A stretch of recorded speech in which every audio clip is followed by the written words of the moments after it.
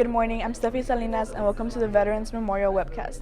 Today we have Autumn Harrison with the local news story, Sarah Carr with the national news story, and Christian Gonzalez with our sports story of the week. Let's get started with Autumn Harrison and our local news story. Thank you, Stephanie. Brownsville Independent School District Trustee Erasmo Castro Jr. has filed a motion to dismiss a petition to oust him from his board position following a September 2nd arrest for driving while intoxicated. In an affidavit filed Monday, Castro asked the 197th State District Court for a transfer of venue as he believes an impartial trial is not possible due to the existence of prejudice against him by influential persons. In Castro's affidavit, the trustee wrote that people have been stalking, harassing, and posting death threats against him online.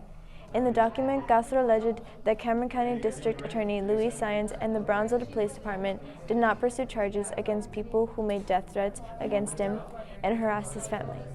Also in the affidavit, Castro alleged that Saenz' brother Mario Saenz previously attempted to coerce him to vote to dismiss then Superintendent Esperanza Sendejas, and that the brothers are coaching petitioners Zachary Blevins, Jesus Guevara, Josue Covarrubias, and Rocio Patino. The petition to remove Castro from his public office was filed September 24th. Additionally, Castro notes that the Brownsville Herald has previously written about the petition and that daily publications, TV news stories, blogs, and social media posts are grounds for the transfer venue away from the Cameron County, as he fears for his life and for those of his family and friends. The motion to quash and dismiss the petition features affidavits containing statements from 3 people who say that Castro has been harassed and threatened on social media. The document argues that Castro has a constitutionally protected right to an alcoholic beverage while off duty, and alleges that drink and you are out is the consequences for drinking anything. Castro was arrested on a charge of driving while intoxicated in the early hours of September 2nd in the 900 block of Morrison Road. According to the Brownsville Herald archives, he was arraigned on 1 count of DWI, a Class B misdemeanor, and was released on a $1,500 bond. I accept responsibility for putting myself in a place where my sobriety could be questioned, he said at the time. Castro was elected to the BISD Board of Trustees in November 2018. This concludes our local news. Now back to Stephanie. Thank you, Autumn Harrison. Now let's go to Sarah Carr with our national news.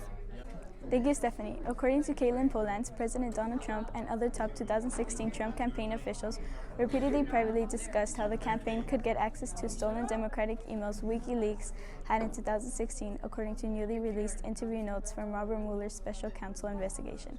CNN sued the Justice Department for access to Mueller's witness interview notes, and this weekend's release marks on the first publicly available behind-the-scenes look at Mueller's investigation, work outside of the court proceedings, and the report itself. Per a judge order, the Justice Department will continue to release new tranches of the Mueller investigation notes monthly due to CNN and BuzzFeed News, which also sued for them. This concludes our national news. Now back to Stephanie. Thank you, Sarah Carr. Now we have Christian Gonzalez with our sports story of the week. Thank you, Stephanie. The Carolina Panthers on Tuesday placed quarterback Cam Newton on injured reserve, likely ending his 2019 season. Newton hasn't played since week 2 of the season because of foot issues.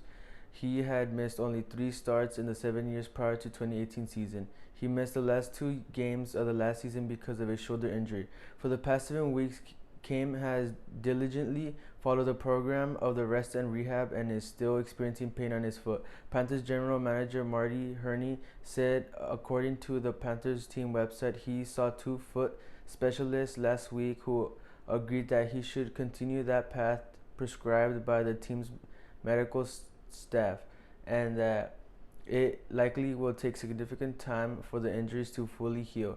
Allen had led the Panthers to Newton's absence. Carolina is 5-3 this season and are in second place in the NFC South Division. That concludes the sports story of the week. Now back to Stephanie. Thank you, Christian Gonzalez. This concludes our webcast of the week. Thank you and have a nice day.